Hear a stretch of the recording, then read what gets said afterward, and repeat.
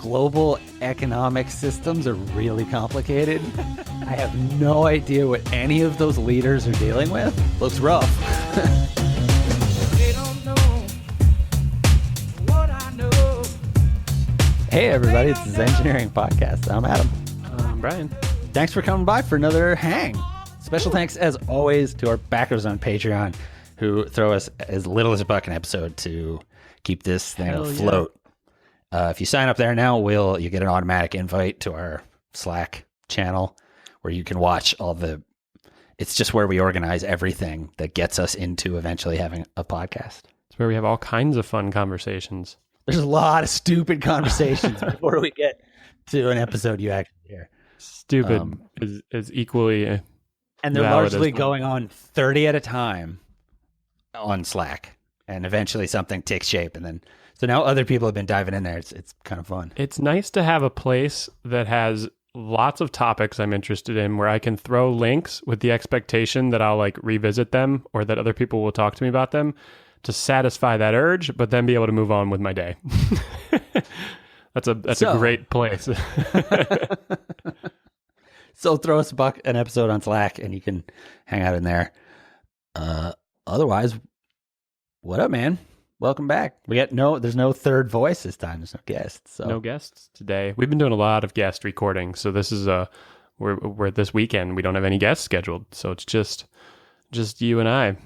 And so just you and me recording. What's really going on is we're creeping on the 50th. What are you talking about? Oh, the Will Smith song or whatever? The song says you and I. I was singing the song earlier, but that's not proper grammar. It's me. Singing the song. Just you and me. Just you and I. That's artistic liberty. You're allowed. So we're creeping up.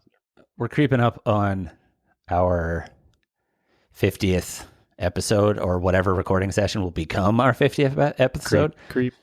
That's when it's a good time to go on a retreat and talk about what you're doing with your life. A creep retreat? It's been like a 3-year project or something. If for me, because I had to wrangle you for a year before you would even record anything. It'll be close to 3 years, I think, when 50th episode airs. Yeah. We're on, and recording wise, we're up to we're close. We've got 47 recorded that are production ready, I think. Right? So there are a couple of topics. There are a few topics. We're starting to dig into the topics we've put off for a while. Interspersed in there are things that we've tried to do 5 or 6 times. And, this is the 7th. This is the 7th time we've done this topic? Probably. No, I actually looked at all the episodes that failed. I bet this topic was part of them. Yeah, probably. And we've the tentative name in the Slack channel right now for the episode is On Experts. And I feel like I'm inclined to attack it from that space. What if you had introduced it as, I feel inclined to snuggle with it, as opposed to attack it? To snuggle with the topic of expert that makes us uncomfortable. If we snuggle with it from the very beginning, perhaps at the end, it will treat us nicer. Well, you're right. Okay. So you have to acknowledge the idea that there's this idea of expert, and people are labeled expert, and then things happen. So right? But what is it that bugs you about that phenomenon? Almost? What causes problems for me and then frustrates me, in at least in conversation that we've had attempting to discuss this topic, is that there's a lot of baggage and there are a lot of caveats that come along with any sort of label, generally, right? That's a big problem with labeling things, but they're necessary because you need to label things to categorize them to efficiently go about your day. And expert is one that is both relative and misused because of that relativeness, and because of the lack of ability to confirm it. A lot of things. It's deep, man. Right? We ran into a lot of trouble trying to talk about this and wrangle it and attack it. So that's why we're snuggling with it today. You don't generally find yourself snuggling with experts. They're generally snuggly people, I find. Right? What a horrible stigma to have around that term, you know? Yeah. Right. Okay, so let's back off from the term, though, right? What do we need experts for? And it came down to just like, you were like, I don't know, man. How else do I make a decision? Yeah, I mean, the piece we kept coming back to is that you need that label of expert to be able to quickly ascertain if the help you're getting or the answer you're getting or the information that's being presented to you, if it's good, right? If it's going to actually help you, or if it's not going to be correct, or if it's that isolates the whole thing into this like weird place where you're like in need of something and trying to get it from another source. And it's like it's a needy word, expert. It's a lot of baggage. It puts a lot of pressure on another person too. So what kind of decisions? So back it up to that, right? Experts exist because you need help making decisions, just so you can keep going forward. One needs help making decisions. With shit. Yeah, one needs help with like making decisions. So then the question for me is, if you've got decisions to make, who do you listen to? Because that's the slot that experts fill, right? Never mind the expert piece and the like I'm waving it away. I wish you could see the frantic. I'm like, whoa. But it's to help you make decisions. And so then my question is, okay, but then who do you listen to? Well, that's where this starts to get slippery and where we fell off the cliff last time. Right. Because I tend to go to the internet and then make my own decisions based on the things the internet tells me. So you listen to technological delivery methods for data? I like to... Because you just sort of referred to... What you wanted to say I said that to Reddit. I said that too shortly and to get an effect, and it wasn't a fair response. At any point, if I'm like struggling to make a decision about something, it just means that whatever it is complicated, right? I mean, we make decisions all day, right? Like most of them are trivial and you don't really think of them as making decisions. But if you're struggling with something professionally, or like a big decision, like how to buy a new car, right? Like what are all the details around buying a new car or a new TV or something? There's a lot of information. And so it's very difficult. You're not just making one decision, you're making a whole bunch of decisions, and you're deciding on a bunch of things. It might be encapsulated in like one project or one goal, but the complexities of it are very dense and very deep. And so in situations like that, I tend to just want a lot of information. I want not only do I want a bunch of facts, I want a bunch of information that is like sort of true or false, right? But I also want a bunch of perspectives, because there's subtlety in what you do with those facts. And so it's very, as we've discussed this topic, I just want other perspectives almost all the time. Even if I go to a trusted source, someone that I tend to think of as an expert on something, I'm generally not going to just get that piece of information. I like the other information. I like going and hearing other perspectives. You uncover the complexities of what you're trying to figure out, and you just get a better understanding of it. So I think the answer, long-winded answer to where do I go, is I just go to as many places as I have time for, as is reasonable, given the task at hand. And we have, every time we talked about this, bumped into why you like Reddit. And so that's what made me notice that you tend to chase. You're like, I trust, and then you mention a source that's like, Reddit's not like a person who studied a whole bunch. Like, I wouldn't call Reddit an expert. I would say they have a really effective algorithm for surfacing like the type of content that you want to consume. But if I was going to press you to mention people that you trust, I think we both get to the same answer, which is you have had a massive amount of interaction with them while they essentially problem solve, and you've watched them do that and gone, yeah, that person is right. all the time. You cited friends, people that you have meet space interaction with. In the media space, that's why expert gets so annoying, because now you're like, well, and so the people that I ended up answering for were all in sort of a virtualized space. I don't know them personally, but I have listened to Tim Ferriss interview people for 800 hours or something, because I've listened to his podcast pretty regularly. It's the same with people that I listen to on politics, people who I like to listen to for philosophical reasons. And I feel like we're curating the same thing, right? Which is just sort of like a system by which to learn about the world around you that feels like it helps you make decisions or something.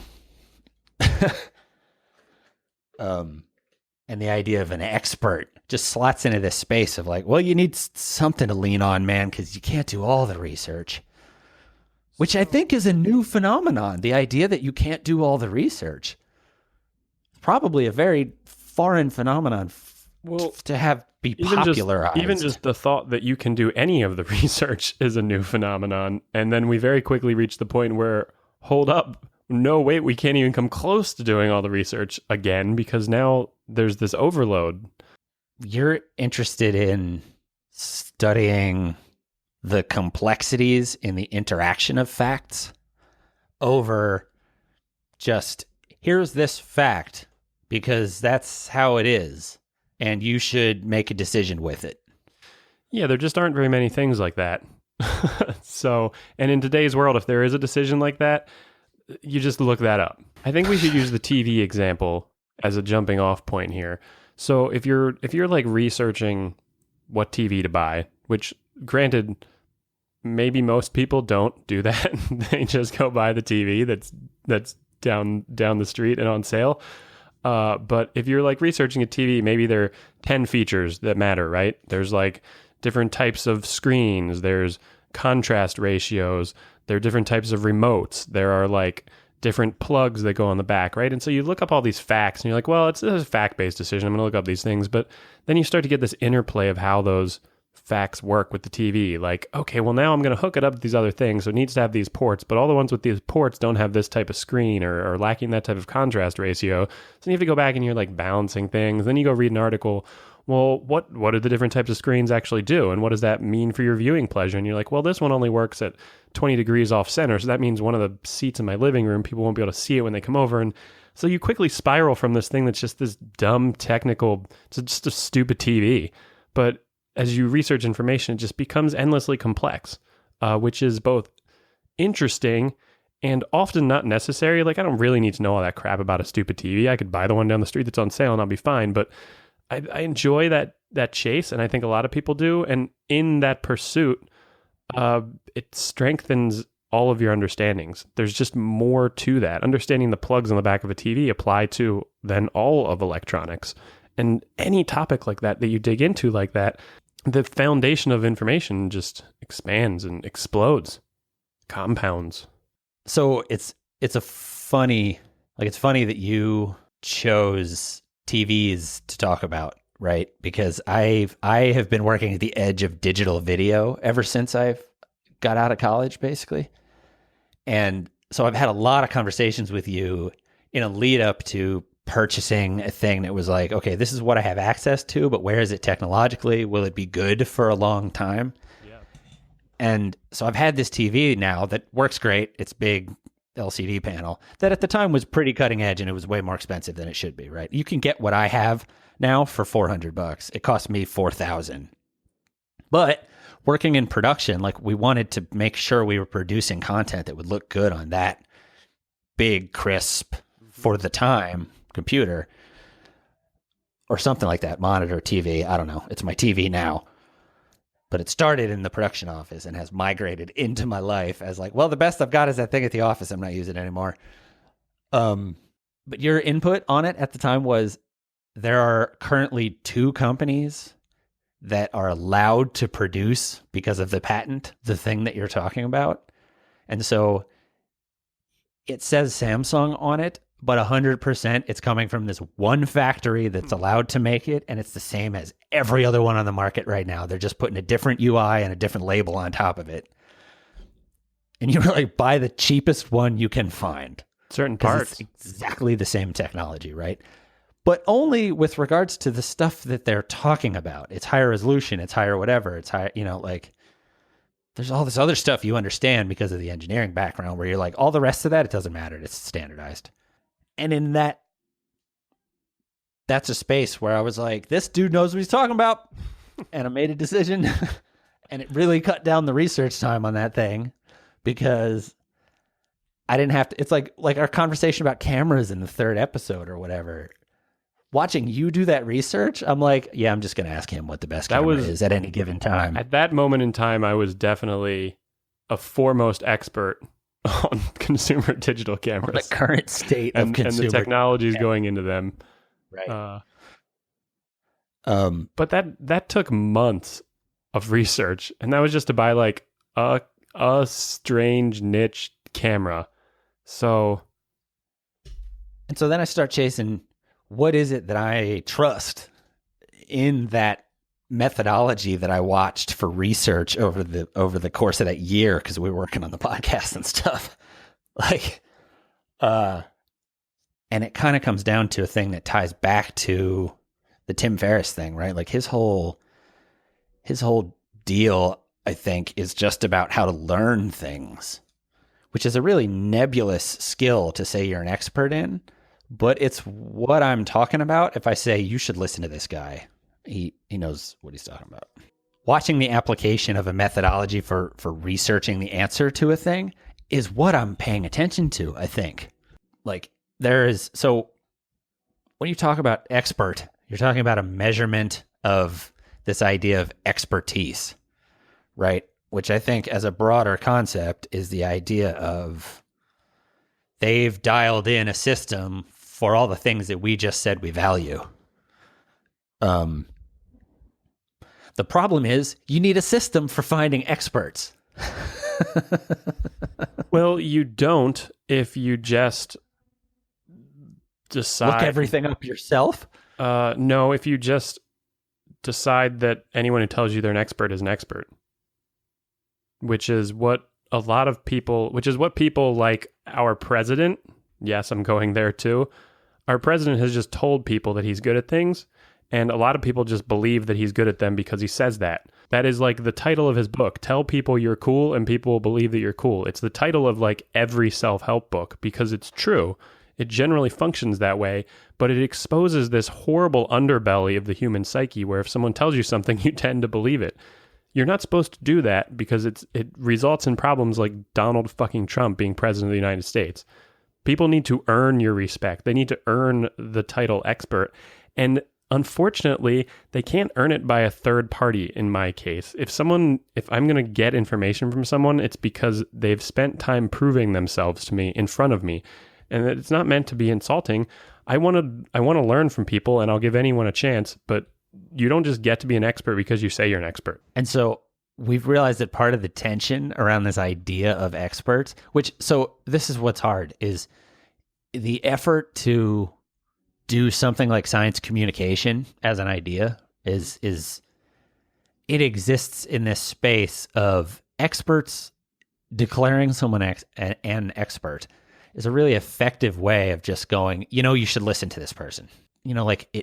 Media necessarily has to co-opt the concept of someone has expertise in order to quickly deliver things, right? It's like if you want shit in a 30-second nugget, it's going to be, doctors say that perhaps this pill kills you, right? It's like, and they just leaned on the authority, and so this gets us to appeal to authority conversation of authority, right? Yeah, right. It goes back to the logical fallacy piece, but you need to use that in order to make it that fast. So in a world of media delivered at the speed of Twitter, I just follow a bunch of people where I'm like, they seem to think about shit the right way.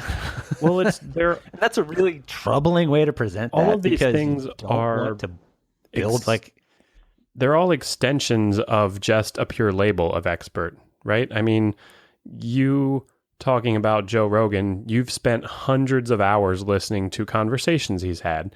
And in those conversations, you've seen him interact with hundreds of other people, and you've heard him talk about hundreds of different topics. And in that process, you've learned about the person. You've learned about the information they know. You've learned about the way they present it and analyze it.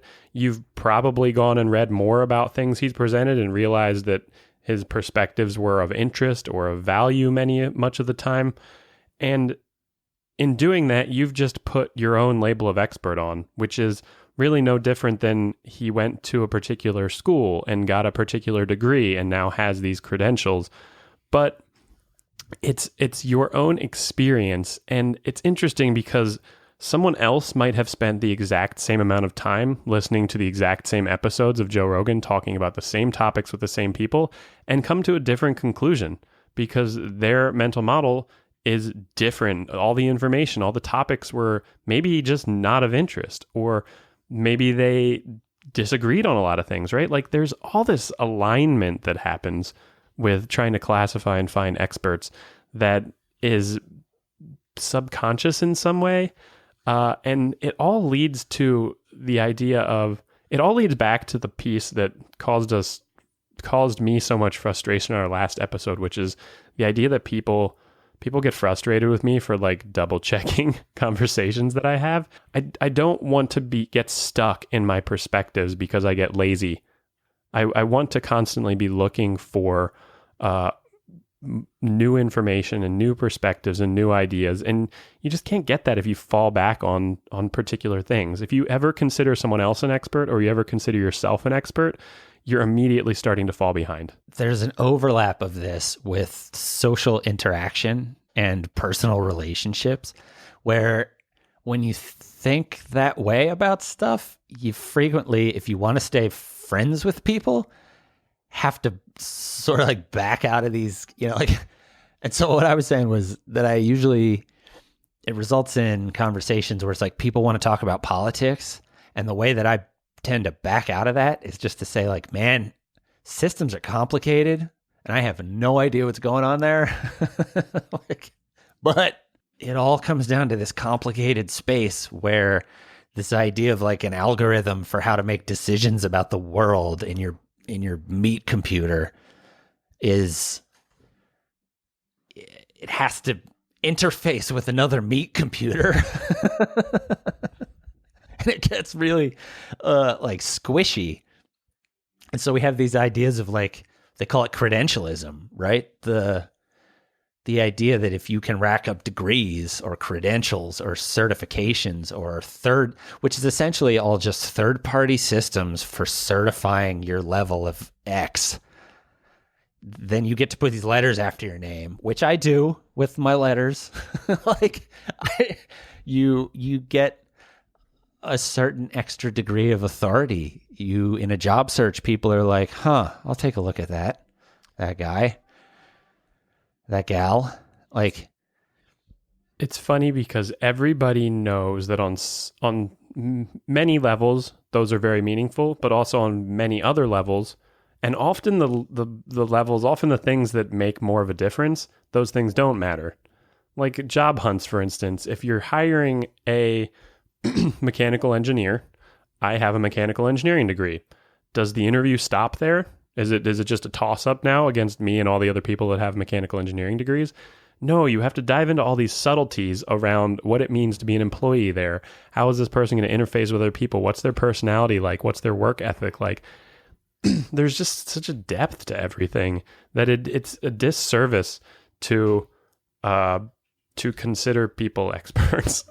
It's a disservice to them. And I think, honestly, this is purely just my perspective on the subject, but a lot of the people that I would go so far as to put the expert label on tend to be the people that are humble enough to admit that they're not an expert on the thing that I would say they're an expert on. Because you can't possibly be. Everything's too complicated. And so here's what's interesting about where that intersects with what you do all day for a job. Reset passwords on computers for people? Yeah, mostly. Mostly myself? Mostly myself. Oh, yeah. Just help people log into Google. or guide people to the right menu to find the thing that they're, it's in the edit menu.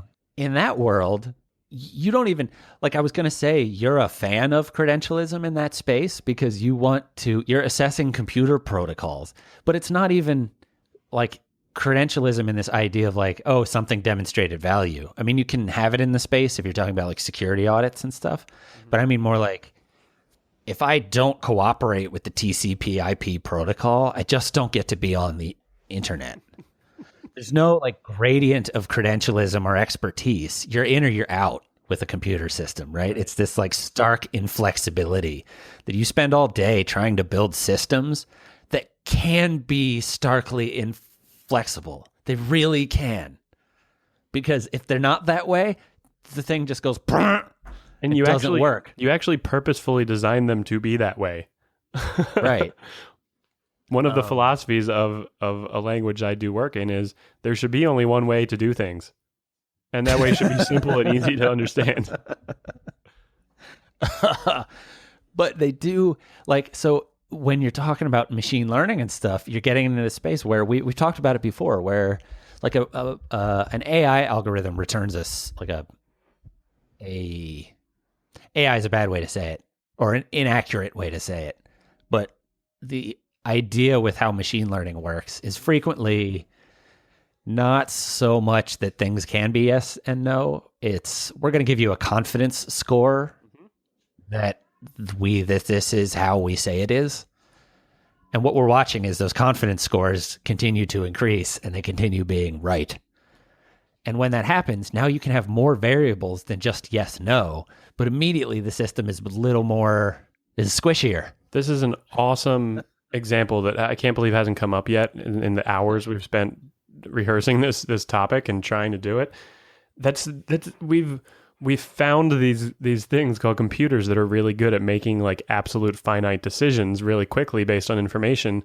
And you're seeing this over the last like 10 years. That's what a binary system is. Something built on a binary system is just, the only options are yes and no.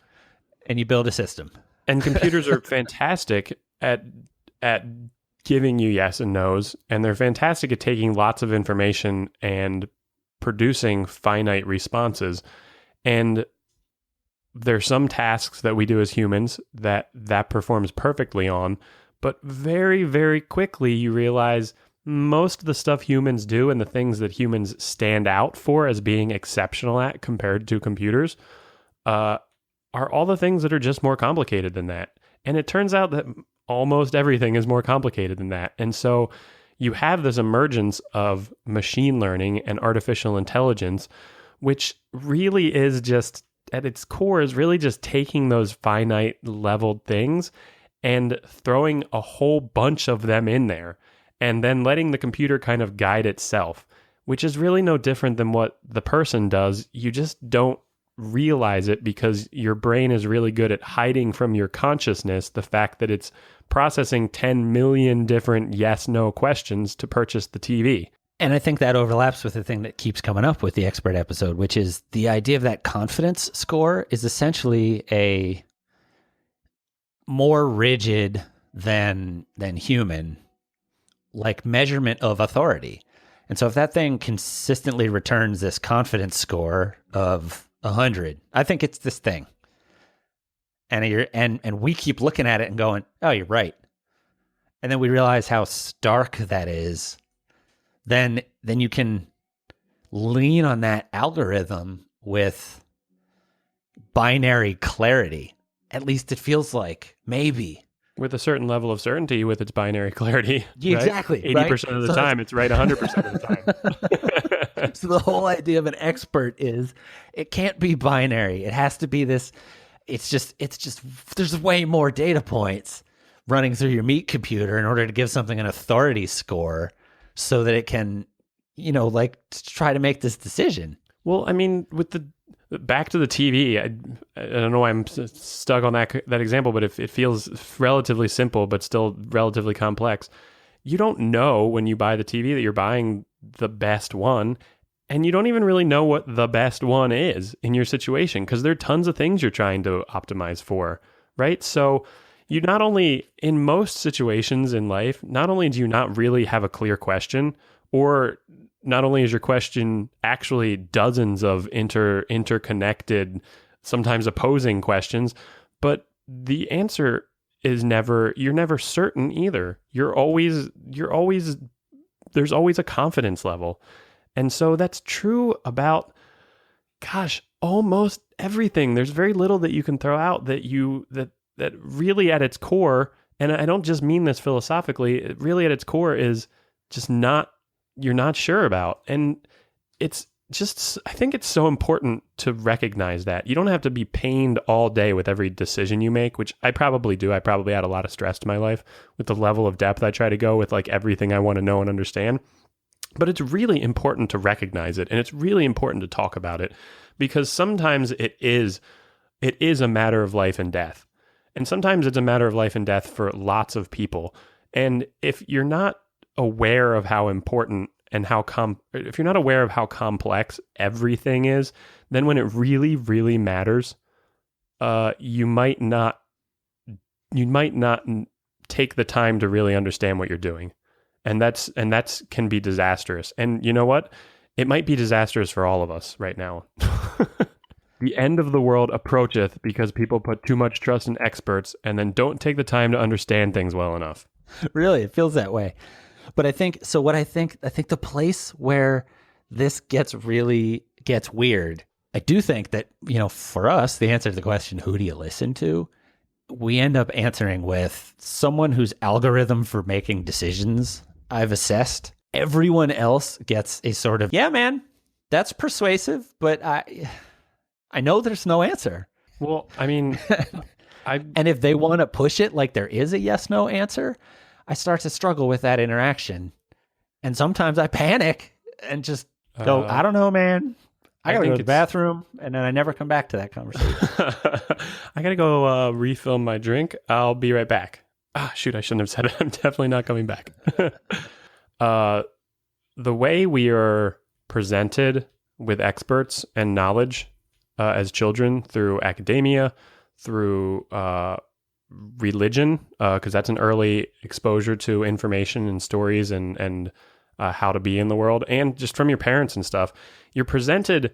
Experts are often early in your life, not only supposed to be kind of like your teachers, but they're also the person who is supposed to keep you in check and be responsible for you behaving. And I think that early interaction might really mix us up as to how we're supposed to respond to experts, because when you're young, your parents just have to say, that's just the way it is. Stop asking me this stupid question again, right? I told you, here's my answer. You just have to do it. We've got to move on. And I think over time, you probably get a little mixed up there, because you're like, well, this person's supposed to be an expert and they just gave me their expert opinion. And they're in charge and I'm just supposed to listen to them. Where in reality, if your parents had an infinite amount of time, or your teachers had an infinite amount of time, they would sit and debate the specifics of that thing that you're asking about with you, and you would learn that they don't have an answer. There's not a clear answer all the time. And the idea that they're in charge of you and just had to say, hey, you're a child and you have to do this and we have to move on, that's totally separate from the idea of them knowing what's best and quote unquote knowing things and being experts, right? So we mix these things up where people, I think, have this gut reaction where I've established this person as an expert in my life, and thus they're also supposed to kind of be in charge of me. I'm supposed to do what they tell me to, which is totally mixing things up. We're crisscrossing. And as an adult, no one's supposed to be in charge of you. You're supposed to be in charge of yourself. You're a grown-up. It's great to have experts tell you things, and it's great to take guidance and relinquish the pressure of having to make your own decisions sometimes. That's really healthy. And again, that's probably a great area that I'm horrible at. I would be much healthier if I just let other people help guide me sometimes. But you've got to be aware of it. You've got to be aware of when you're doing that, or it's disastrous. But so here's a piece where, so to go back to the credentialism, right? Like, let's chase that to the meat computer space. That's just the effort to come up with protocols by which you should trust or not trust people. And where it gets really interesting when you talk about the stuff that I've studied, passing the bar exam means that you've passed the government's bar for how good you need to be at law to be trusted. Is that the actual reference of the word bar, or is there some other legal? Is it like the bar we've said in law, or does it mean something else? There's a bar association. I have no idea, honestly. No, I think it refers to a... This is the bar set by the lawyers. Yeah, I think it's an actual bar. It's a common law term, I think, from the structure of British courtrooms where you have to walk up to a fence and put your hands on it in order to speak. So you have to approach the bar in order to speak. And so bar associations decide whether or not you're allowed to approach the bar and talk to a judge. What if it were a secret society that no one really knew about except people who'd passed the bar, and it's just like a series of really sweet bars around the country that you only get to go to if you pass the bar? But this got us to the note at the end here, which is like the idea of that protocolism, that credentialism, the fact that you look at the letters after someone's name and you go, doctors say, and you're like, okay, that's probably alludes to a group of people that have passed this state license exam to have the government go, okay, you're good to talk about this, at least at some minimum level, or to have, a certifying association. But the funny thing about it in the legal space is what lawyers are certified in doing is reducing ambiguity from a computer system so that meat space interactions can go as smoothly as we hope, given their complexity. Yeah, that's what they're there for. Smooth meat space. Supposedly, to smooth out the meat space. Smooth it out. Smooth out that meat space.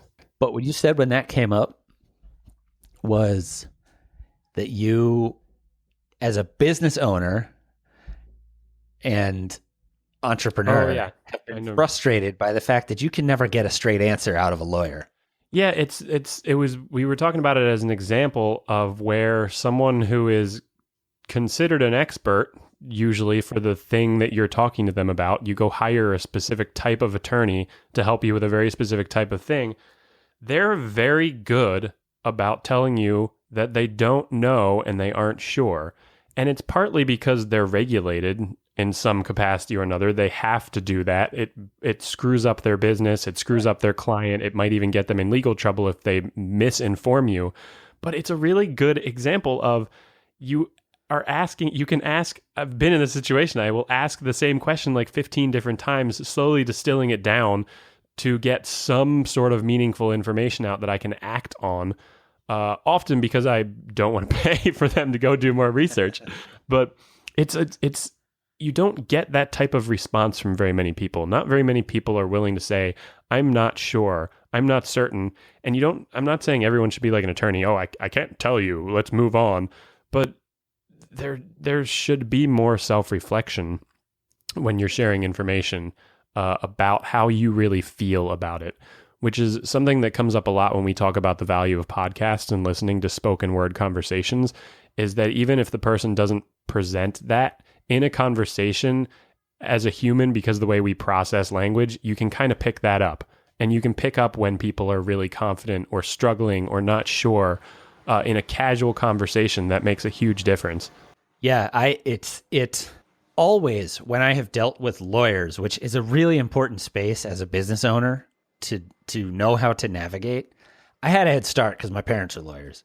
But in terms of how it made me think about the world, when I had somebody come in who was in that context, whether it was a coach or a therapist or another friend or whatever, like it's always been with this sense of, how did you get to that conclusion?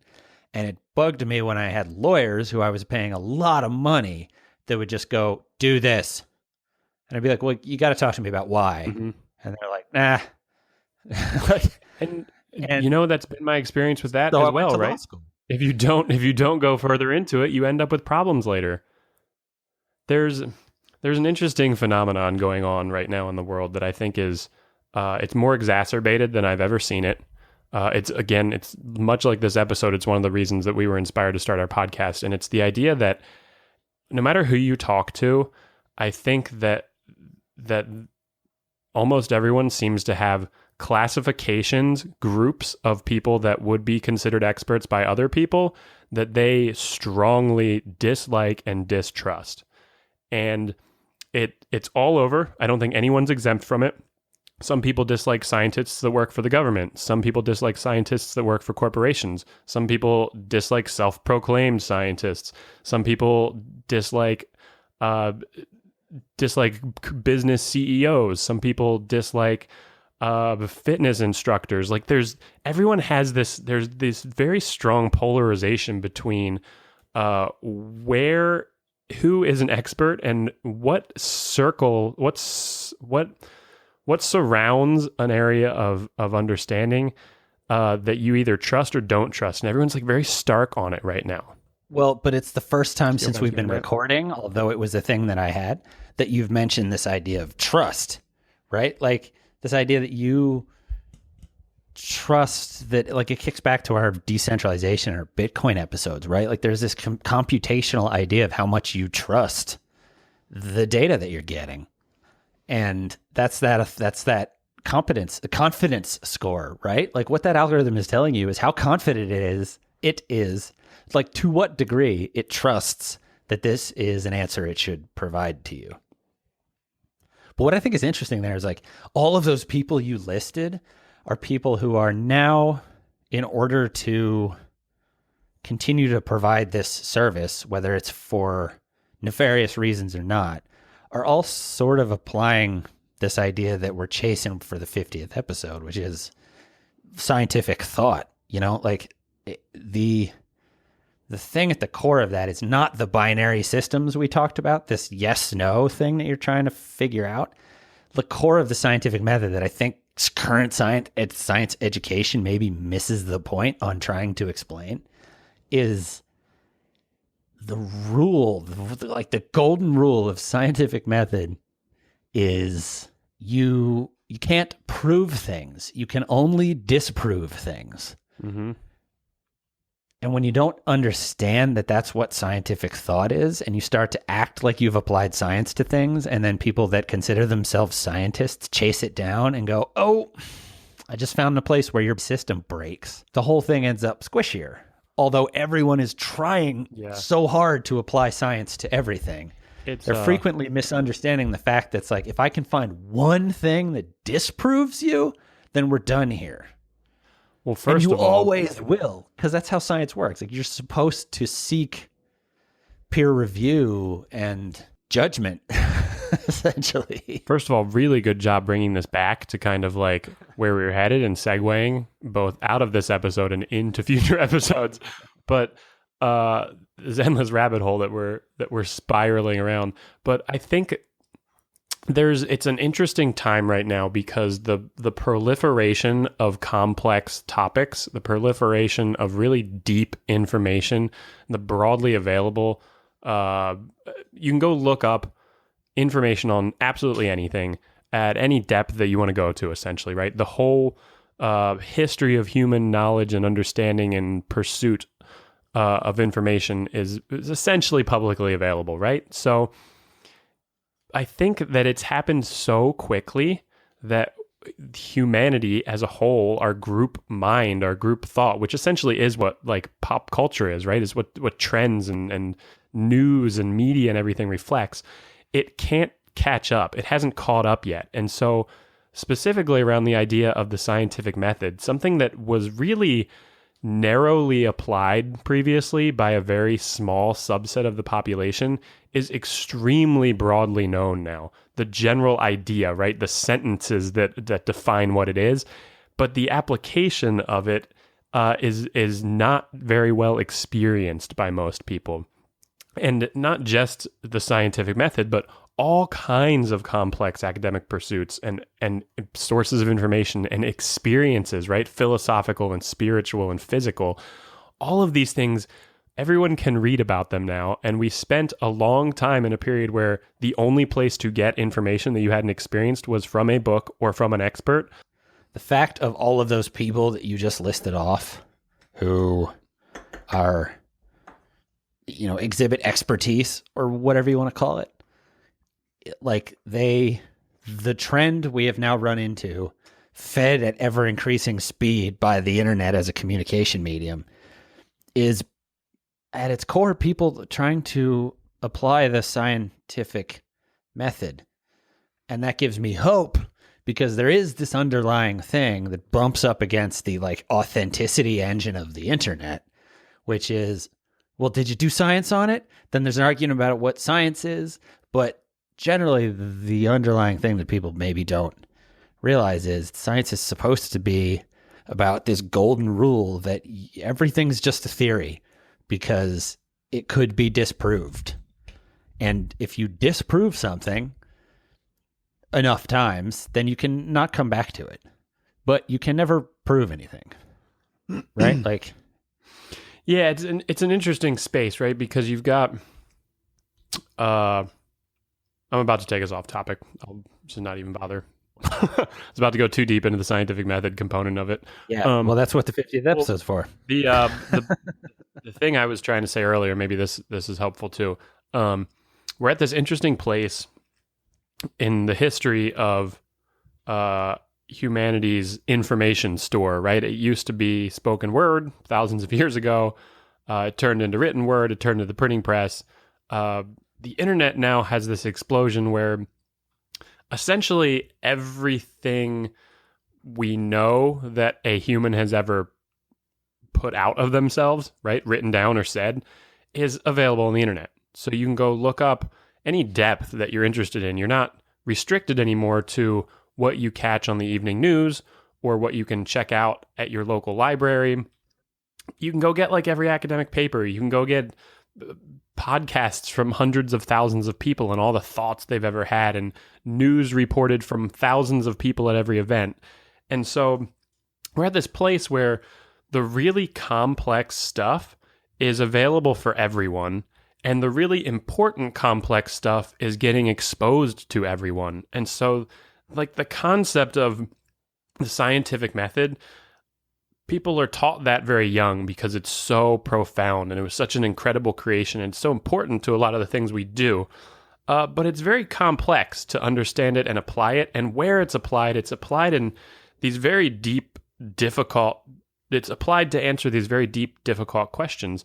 And so now the whole world's aware of these complex things, and the whole world is eager to learn more and eager to go deeper and eager to apply this stuff in ways that makes a difference and allows them to make better decisions and to make the world a better place. And I think most people's intentions are very, very good, but everyone, including me, has this surface level understanding of a lot of stuff. And you go and you dive into things and you're like, I'm an expert. I spent the whole afternoon on some website. What's a good website that just has great newsy articles? Snopes.com, or the one we talk about all the time, Wait But Why, or Board Panda, right? They have these great articles that dive you into these really interesting things, but you still end up without an applied understanding of these really complex issues. And so everyone understanding what the scientific method is very, very different than the very small percentage of the population that knows what it is and applies it on a day-to-day basis to do things, to come to conclusions. And so the experience component has not caught up yet with the availability of the information. And that's the piece that we need to figure out how to do better. We need more experience around these big, complex subjects so people can really feel in their gut what it means to use the scientific method. It's very different than listing off the couple rules that define it. Right. So when I think it's tricky, though, because you have to start from those rules, but we start with them when you're in 5th or 6th grade. And so what I think is interesting is this is the more nebulous piece of the internet that we keep coming back to, but it's this idea that it's just pop culture, writ large, and humanity's use of the internet to persist, to make the idea of popular culture persist, is this sort of underlying quest for authenticity. Whenever you describe Reddit as the place that you get your news, those are the stories you always want to tell me. Those are the stories that the founder of Reddit wants to tell. There's also a lot of chaff. And so well, Reddit is not where I get my news. It's where I find the little string to pull. It's where I find a topic where all of a sudden, not only is the article that someone linked to neat, or maybe just the silly infographic or the silly image is interesting and compelling. And then Reddit's a great place to see other people's conversations. And so you can quickly browse through a whole bunch of interesting angles on something without really going too deep. And then you get to pull back the curtain and really dive into the subject because you're already on the internet, man. So you can go from Reddit to absolutely anything you want. You want to go watch feature-length documentaries from 100 different producers? Do it. You want to go look up scientific research papers from the top 100 universities? Go do it. It's all there, and you can go as deep as you want. Well, and that results in the ability to create this sort of like authority bubble, right? Like it's not just an echo chamber, which it is. The same ideas probably bounce around in there. But it's also sort of this bubble where you've curated a world of who you hold to have authority on the topics. And the thing about Reddit is the stuff that surfaces on there is it's not based on doctors say that blah, blah, blah. It's like 30,000 people in this community voted that right now this is an interesting thing to see. But then it's just an article from some other place. So like sometimes it's just a thing that some guy wrote on Medium who has 200 followers, but somebody found it and put it on Reddit and they blow up. Well, that's what's so neat about information sharing on the internet is, granted, there is absolutely a unimaginable amount of complete crap that is also really popular, but this perspective is different for everyone. But I come across stuff every day that is absolutely brilliant and takes my breath away, that was produced by someone who may or may not be considered an expert on a subject, may not have a degree in that subject, may not have any credentials whatsoever, but they're passionate about it, and they took the time to really understand it and produce something that absolutely floored me and changed my perspective on the world. I am floored by something interesting written by someone who probably does not think they're an expert on the subject almost every single day of my life, because the internet enables information like that to be shared and found and sent around. And if I just had to wait for Noam Chomsky to publish new philosophical papers that blow my mind, my philosophical adventure is going to suck. It's going to be every 6 months I get a new paper. But it doesn't work that way, because everyone who's passionate and dives in depth into a topic, and most importantly, doesn't just accept the idea of there being an expert and goes out and becomes what they feel gives them expert superpowers around that topic, that person's going to produce something amazing. And that's why the idea of an expert, it's useful and it's functional and it's real, but don't settle for it. It's also a pretty obnoxious part of just what is essentially a meat computer algorithm, right? Like, because the central component on Reddit is still people making a decision about a thing. And you just came up with a really good aggregation mechanism for that opinion. But then there's also this satisfying piece where occasionally Arnold Schwarzenegger has something to say on the topic, and so he does. Is he an expert? Constantly just back to him. Oh my God. Okay, I feel like that's topic. Pretty good place to get out of here. Deep place, deep hole. What's the moral on experts? The instant that you allow yourself to decide that someone else is an expert, or that you, more importantly, that you are an expert on something, you are falling behind and you are doing yourself a disservice. You are not an expert on anything. You can be absolutely brilliant and you can know unlimited amounts of things about stuff. And that's the whole point. Keep searching. Don't give in to the idea of an expert. You have to make daily decisions sometimes. You have to buy a TV sometimes so that you can watch TV. But you can always know more, and you can always know more than someone else. I feel like that's it. You're done. That's the mic drop GIF personified. I think that revealed my secret motive there, didn't it? Oh, man. Well, thanks for hanging out for another one of these. Woohoo! Special thanks, as always, to our backers on Patreon. Throw us as little as a buck an episode. Or as much as $1 million. And you can come hang out in our Slack channel where we work through this kind of idea for 10 hours before you actually get to listen to it. You'll get a mug or a T-shirt too if you donate $1 million. $1 million? Or even just $5. Or even just $5. What the budget is there. But it's Engineering Podcast. I'm Adam. Brian, enjoy those internet rabbit holes. They don't know what I know. Everything I just described, we could leave to let people freely assume was my penis. Glad we started recording.